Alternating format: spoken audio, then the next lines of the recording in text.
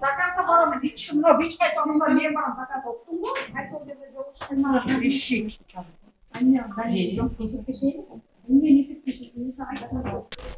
Амансыздар көрөрмандар, буга чейин биз Дордойдогу соодагерлер миллиондогон сомго алдап кетти деген Сүйүмкан Калботоеванын иши боюнча чагылдырып көрсөткөнбүз.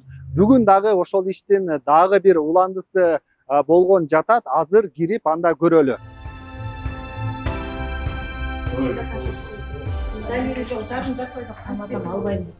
Жоқ, жарым мен қачам албаймын. Сен қамалсаң дағы бересің, Сүйүмкан.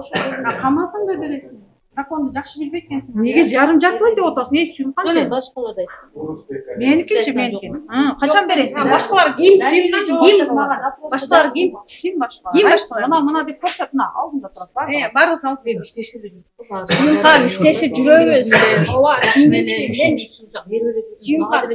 Жоқ, сенің бир ашышқан. Мен жоқ, сен айткан жоқсың. Өкөзүн да алып беришкен. Контейнерде төрөйүм десем эле сен. Жоқ, мен мага мен төрөйүм десем эле силер Жоқ, Сүйүмкан токтоп. Жоқ, Сүйүмкан сен төрө, мейлі, сен төрө эмес, төрө.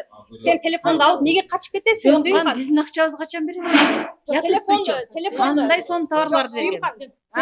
Телефонду неге албай коюп? Сүйүмкан туурабы? Ушунча адамдан карыз экенсиң. Жо телефонду неге албай коюп атасың? Сен акыретти билген адамсың. Кандай жашайсың сен? Мен азыр адвокаттар менен такташканга замын. Жүр. Кайсыл жерде такташайын? Үйүңө келейинби? Качанга чаласың? Ушундай чалбай. Жок, давай Сүйүмкан, давай. Мына камеранын алдыда, элдин алдыда мага качан чаласың? Ошону айт, качан чалып жүрүшөсүң? Сеники канча эле? 300 миллион качан деп койгон.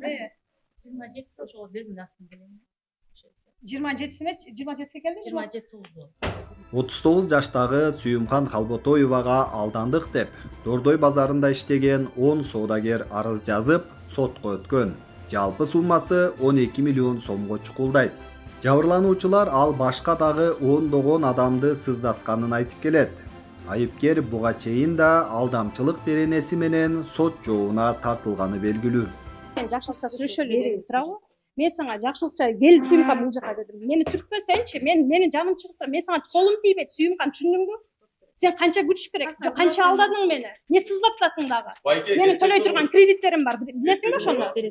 Качан бересиң? Жок, давай мен учлашпайсың. Жок, мен түртпөсүң. Соодагерлердин арызы боюнча сот процесси үстүбүздөгү жылдын 7 февралынан бери токтоп турган. Буга Сүйүмкан Калботоева төрөп, отурумга келбей коюшу жана судьянын алмашып кеткени себеп болгон. Бүгүнкү жыйында айыпкер күнөөсүн толук эмес, жарым жартылай гана мойнуна алаарын айтты. Сиз койгон айыптоо түшүнүктүүбү? Өзүңүз кыласыз. Кандай? Жарым жартылай? Ким тараптар?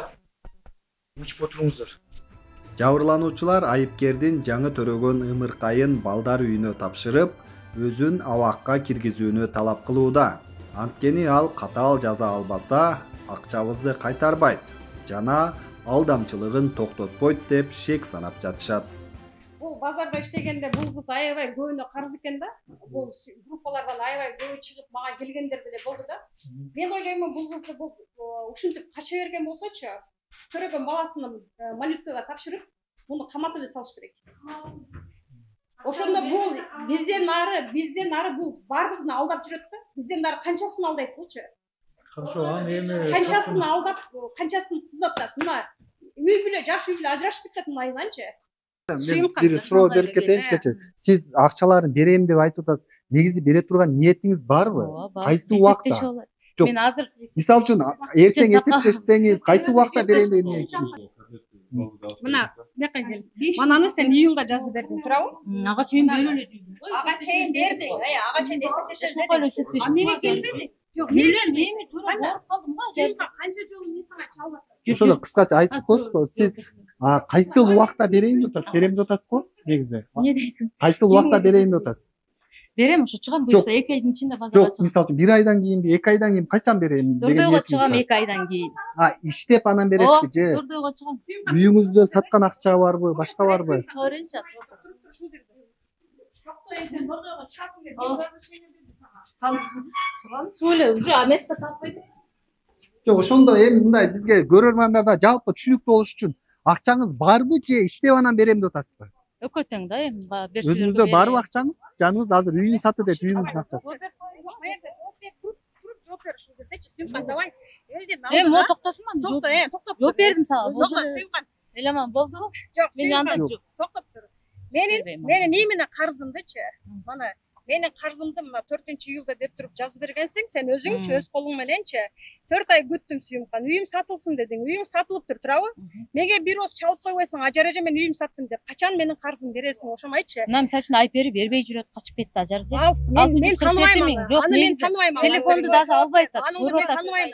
Жок, негизи айтып атам. Сен өзүңө жооп бер. Сен өзүңө жооп бер. Сенин колуң. Мисалы үчүн бербей алып бергилегендерди өзүм берем, мойнума алып эми берем деп атам го. Бөлүп берем деп. Качан бересиң? Эми ишке чыгайынбы ажар эже? Качан чыгасың? 2 айдан чыгам. Жок, токтоп тур сонда 2 айда. Азыр Бериш эле 3 жылдан бери иштешип жүрдүк ажар эже. Жок, мен саңачы. Мен сага туруп туруңга, мен сага иштеге деген жокмун. Против, мен сага сүйүп камеранын алдыда бүт элдин алдыда, могу бүт YouTube'дан көрүп элдин алдыда болуптур. Базарга чыгат экенсиң. Биздин акчаны качан бересиң? Ошо иштеп берем. Жок, иштеп берем мен, сен азыр үйүңдү саткансың сен. Мен үйүм ал тешеси жок Үйүңдү бияка. саткансың. Ажар эже сиз айтып атасыз 2020-жылы салынган ал үйүм. Ажар Сен эже үйүм токтоп тур. Сен 22-нчи жылы. Жок, сиз айтып атасыз. До после эмес деле. Текшерип көрүңүз. Даже кызыл деп бар. Ошондон Сен текшерип. берде жазып атасың, Сүйүмкан, сен берде жазып атасың. Үйүм Сатсам сатылса берем, берем. оборот кылып чыгам, базарга чыгам. Мага акчам бер, мага Чыгайын иштеп берем. Жок, сен азыр айт, Эже берем, 7-2 миллиондон Biz mına жерде 5 ай турабыз. Берем деп турам. Дофигасы турат.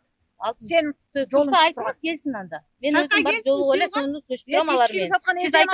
Сиз атайын группаларга жөнөтүп атасыз, Сүйүмкан барыбыз депчи. Антип эле коюңуз эже. Баарыбыз алыш бериш, карыз менен иштейбиз туурабы? Мен до конца барамын. Жок, майли берем мен акчаңызды. Сен бербей көргүн, мен Сиз болсо атайын эме кылып атпайсызбы же? Андай кылбаңыз. Калганда чогултуп келем. Майли. Сүйүмкан болуптур, майли. 20 соттун алдынан чалып 27 келемин дедиң. 27 келем Жок, дедиң. айттым. Болуптур. 27 каерде жолугушасың? 27 каерде жолугушабыз? Мен чаласыз. Телефон Жок, өчкөн качан? Жок, адвокат номерин алды го. Телефонуңду жаз. Ушул сөзбө ишенесиң. Ошол эле эски эле. Мен азыр телефон жазгандарын Жок, бул эме көрсөтпөймүнбү? WhatsApp'та экен. Мындай номерим иштейт. Мындай чал. Мындай номериңди жазып бер мага. Ошол эле. Жаз. Анон блок кылып койгон ажыр. Жаз. Азыр чалып көр өзүңчү. Блок кылып койгон серди. Жок, чалып көрөм. Карыздын баарын полный блок кылып койгон. Чорнуга тыгып Эми койгон. телефон чал. Келет ажар эже. Көрсөтчү. Мына блок кылып койгон. Полный Ачып блокировка. коймо. Мен да мына Өзүңүз мекинде айтчы. көргөзөм. Жок, давай азыр ач. Азыр ач. Ушинтип качып кетет да. Мен чалганда дагын албасаң Сүйүмкан. Буга чейин ишти Гаухар Рафиковна Тургунбекова аттуу судья алып барып жаткан. 28 мартта жана судьялар ротация болгондугуна байланыштуу ал Ошко кетип, бул ишти Замирбек Самиев аттуу судья алып карап баштаптыр. Бүгүн ошол иш башынан башталды. Эми бул жерден бир нерсени айта кетишибиз керек экен да. Мыйзам боюнча эгер судьялар алмашкан болсо, ишти кайра башынан баштап карашат экен. Баягы токтогон жерден улантып кетмей жок экен да. Мисалы үчүн Кыргызстанда ошол күнү бүт Кыргызстан боюнча алмашты да судьялар. Оштон Жалал-Абадтан Бишкекке келишти, Ошко барышты, Кыргызстан бүт ротация болуп айланды. Эми ошондой иштердин баары кайра башынан жүрүп жатыптыр. Бүгүнкү отурумда дагы судья жаңы келген судья айтып, эгер тараптардын баары макул болсо, биз ишти токтогон жерден улантып кетели деди эле. Айыпталуучу тараптын адвокаты менин башынан суроолорум бар, иш жаңыдан каралды, биз башынан карашыбыз керек деп каршы болуп койду. Мындан улам бүгүн кайра башынан башталды. Эми мыйзамды сакташ керек дейт. Бирок ошондо дагы канчасы убара болуп атат. Ушул сот отуруму болгонго чейин 3-4 жолу жылган, андан кийин 3-4 жолу былтыр ноябрдан бери сотко жүрүшкөн да. Эми азыр кайра дагы башынан башталып атат. Ошентип уланып ушундай сот процесси чиеленип кете берет экен. Ушул жагын дагы караш керек анда. Кийинки сот отуруму 29 майга коюлду саат 15:00-гө. Сүйүмкан Калботоева өзү дагы айтып жатат, эгер мунул иштен кайры акчасы барлар, арыздануучулар болсо төлөп берем келсин деп.